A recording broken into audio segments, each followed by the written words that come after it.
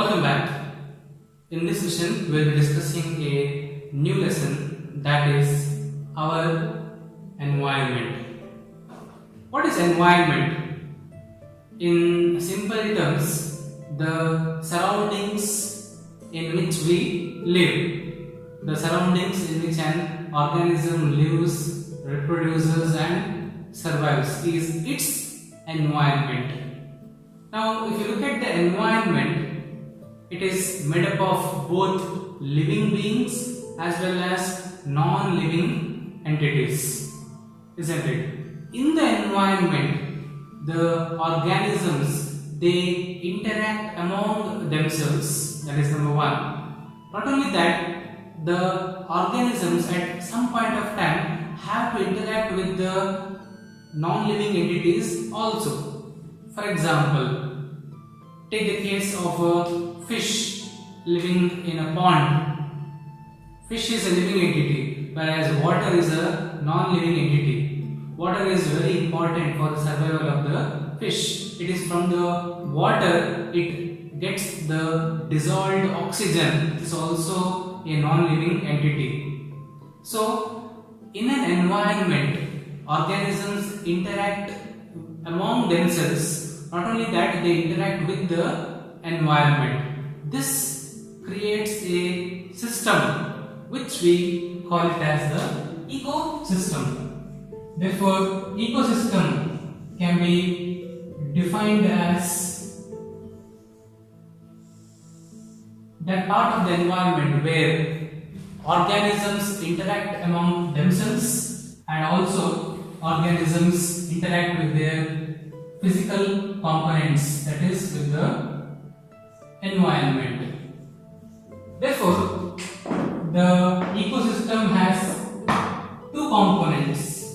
One is the organism, that is the living component, which we call it as the biotic component, and the second one is the non-living part, which is called as the abiotic component. So, any ecosystem is made up of biotic and abiotic component. Now, in terms of the origin, how is the ecosystem formed? We can divide the ecosystem into two types.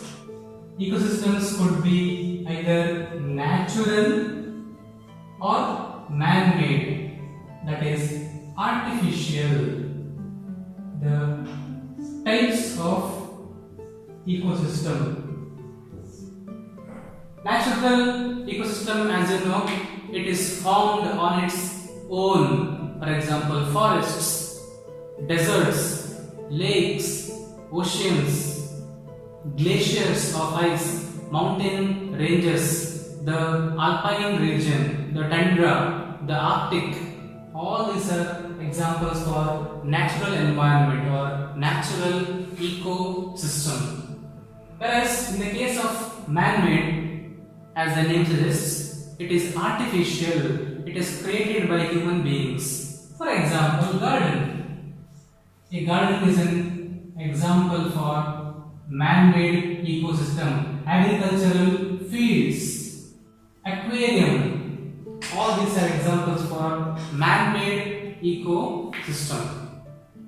Now, be it natural ecosystem or man-made ecosystem, ecosystems over the time they grow, they flourish and they progressively increase in the number of species. How does it happen is what we will discuss now. How does the ecosystem grow, expand its area and its vastness, and also increase the number of organisms that it can sustain? Take the example of a natural ecosystem. How do you think a forest as large as the Amazon forest originated in the first place? In the beginning, of course, it would have been a barren land, and on the barren land you would find rocks or molten lava, etc.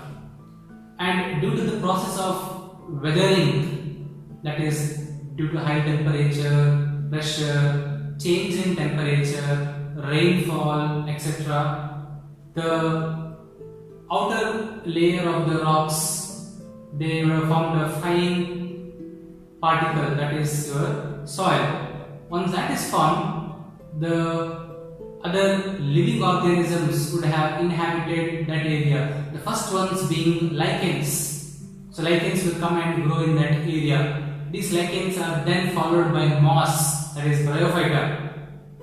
These produce certain enzymes and acids which will further degrade and decompose the rock surface or barren land surface, creating more and more soil. And also, when these organisms die and decompose, that would enrich the nutrient quality of the soil, therefore increasing its fertility. Over the time, this land would then be occupied by your pteridophyta ferns and later followed by angiosperms, that is the seed-bearing plants, and also the gymnosperms. Once the seed-bearing plants are formed, we know that plants have different mechanisms of seed dispersal. This seed would have traveled to various other places, creating new plant species over there. And over the years, these plants would have grown tall. When they die, they decompose, mix in the soil, and this process continues. That is how natural ecosystems are formed. In the case of aquarium, which is an artificial ecosystem, we get a glass box. First thing we do is put some sand, and then we put some stones and sometimes some wooden pieces. Then we put some aquatic plants in the aquarium, and we put a filter so that it will bubble oxygen into the water, and then we leave the fishes in the aquarium. If required, a light is also provided. Now, this aquarium will then continue on its own, which is a synthetic or man-made ecosystem. Now, in both the cases, what is important is once created, these ecosystems can sustain on their own. So, ecosystems are self-sustaining, did not have any role to play in the formation of forests, lakes, oceans, mountains, etc. It has continued on its own. For any ecosystem to sustain itself, it requires a input of energy. So, number one is energy. For example, if an organism needs to grow and develop, we require energy in the form of food, isn't it? This food is then consumed by organisms, the food is broken down and the nutrients are used up to create new cells, new building blocks. This process, organism will grow in size. Similarly, for an ecosystem, energy is required. The ultimate source of energy in an ecosystem is the solar input, that is the sunlight. This solar energy will then be utilized by our plants, which are the autotrophs. Then these autotrophs are then consumed by the heterotrophs. And that is how the solar energy is transferred from the abiotic factor to the biotic levels. When the organisms or animals they feed upon the autotrophs, they get this energy. The autotrophs they produce energy for all the heterotrophs, therefore they are called as producers. Whereas heterotrophs consume the food prepared by the producers, so they can be called as consumers. Therefore, energy flows from sunlight into the producers and from the producers into the consumers. So, what we are talking about is the transfer of energy. This can be represented in the form of food chain, because organisms obtain energy from food. When they consume food, they get the energy. If we have to represent a food chain, it will consist of the producers and the consumers. So, let us draw a food chain. Take this is a food chain of a terrestrial system present on land. Of course, in land the primary producers are plants. So always plants or grass, let us say. Producers will always form the base or first level in a food chain. The second level, let us say, it is eaten by some rabbit, and this rabbit is in turn eaten by some fox. So this is our producer marked as P. These are eating the producer, which are coming under consumers. And consumers also, we have the rabbit, which is a herbivore. Therefore, it is a primary consumer, and the rabbit is eaten by the fox, which would be a secondary consumer.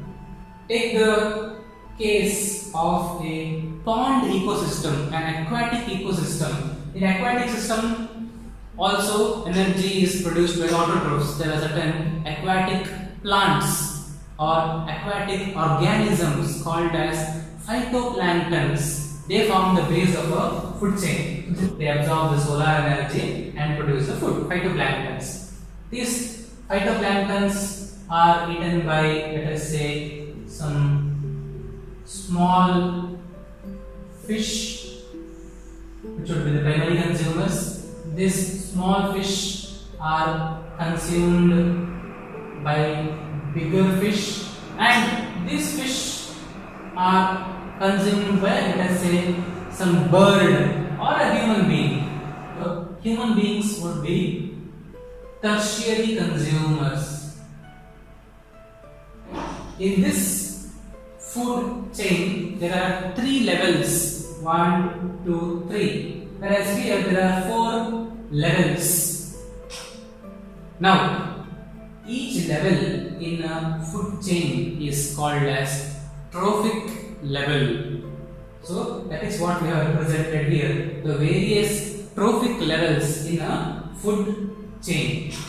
When plants absorb solar energy,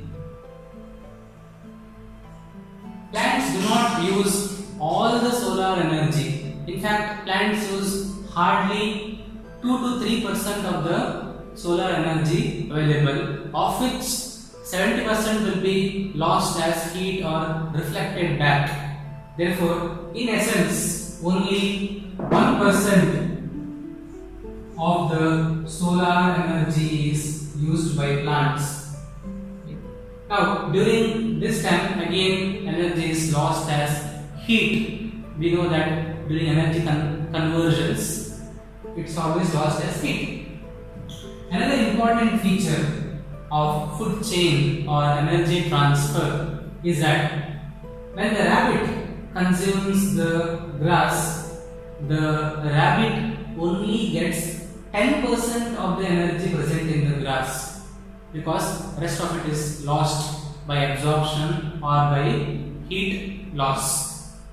And also, when the fox consumes the rabbit, the fox gets only 10% of the energy present in the rabbit, which means that there is a energy loss at successive trophic levels. As we move from higher trophic level, and the higher trophic level energy is lost. On an average, 10% of the energy is available.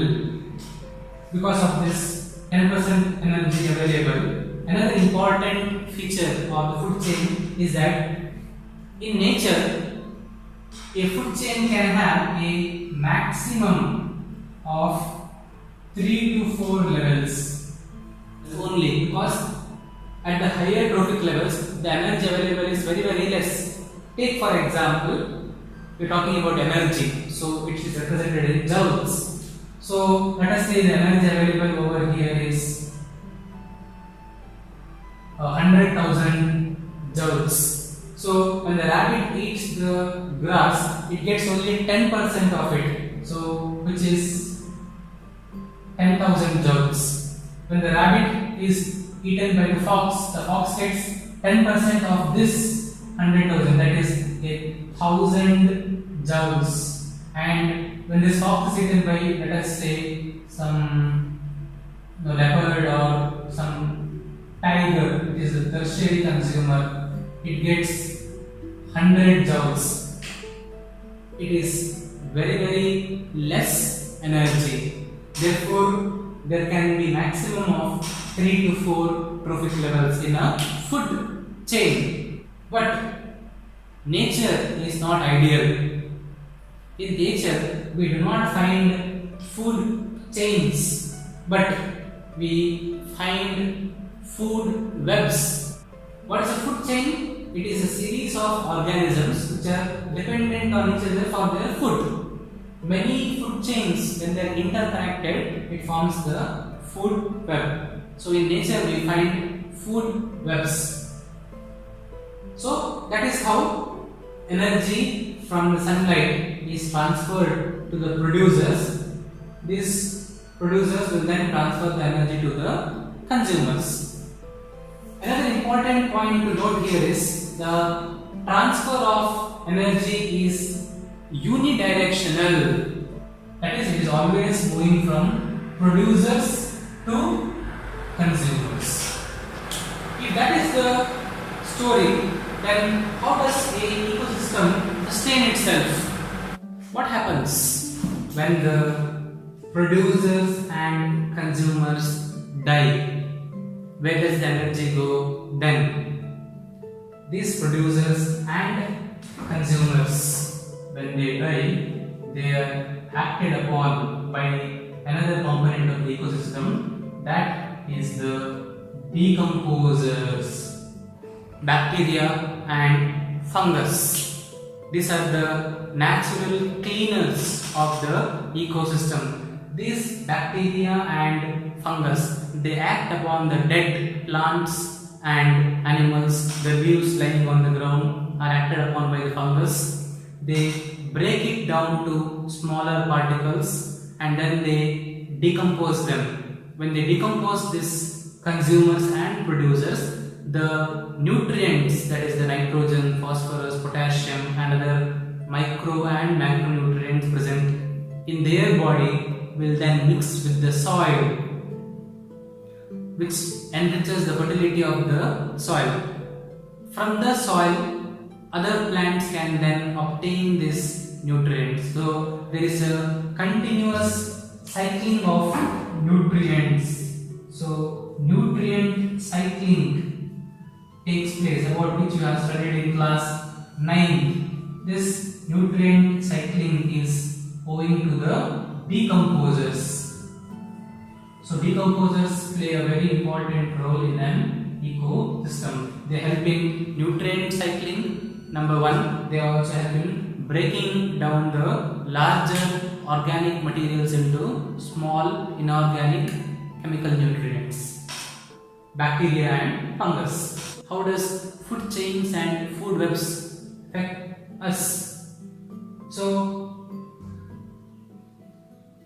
very important is the food webs. We know that in nature, many food chains are interconnected. So, due to human activities such as irregular destruction of forests, deforestation that is, and pollution, etc., many species are getting destroyed and they are getting eliminated from the ecosystem. Now, if one key species is lost from the food chain, that would result in collapsing the entire food chain of the ecosystem, because we know that food chains are interconnected. So if one or two species are lost, the entire ecosystem will come crashing down, which will always have an effect on human beings. One simple example is the phenomenon called as biological magnification. This is directly connected to the food chains, the food that we consume. We know that human beings are always at the top of any food chain. We are the top predators in any food chain. Take for this example. So, the phytoplanktons are going in a water body, that is the pond. Let us assume that this pond receives some toxic chemicals. Now, from the water, these toxic chemicals will then get into the phytoplanktons, that is the producers, because they have to use the same water. When the small fishes eat the big fishes, the pollutants present in the phytoplanktons will get into the body of the small fish, and because of the connected food chain, the toxic chemicals will then enter into the secondary consumer. When human beings, we consume the fish from the same pond, these toxic chemicals will then enter into our body. Now, since human beings are the top predators in any food chain, these toxic chemicals will accumulate in our tissues and organs. Their concentration will increase from one level to another level. This is because these toxic chemicals cannot be thrown out of the system, because there are no metabolic reactions present in our body which can decompose, break down these toxic chemicals and which can remove these toxic chemicals. Therefore, over the time, the concentration of these toxic chemicals will increase in our body, which is what is called as biological magnification or biomagnification. Magnify means to increase. The amount of concentration of toxic chemicals will increase at successive trophic levels and accumulate in the human body. This has got serious ramifications on the health. Therefore, you will see that in an ecosystem, all the components, they are dependent on each other. The abiotic components are affected by the activities of the biotic component, especially human beings. And if due to our activities the environment is destroyed, it will have a negative impact on human beings once again. So it is a circle. What goes around comes around in leaps and bounds. So if we destroy the environment, we will be severely affected, and that is what we will discuss next. How some of the human activities are destroying the environment. Mainly we will be talking about the destruction of the ozone layer and also the problem of waste generation and waste disposal.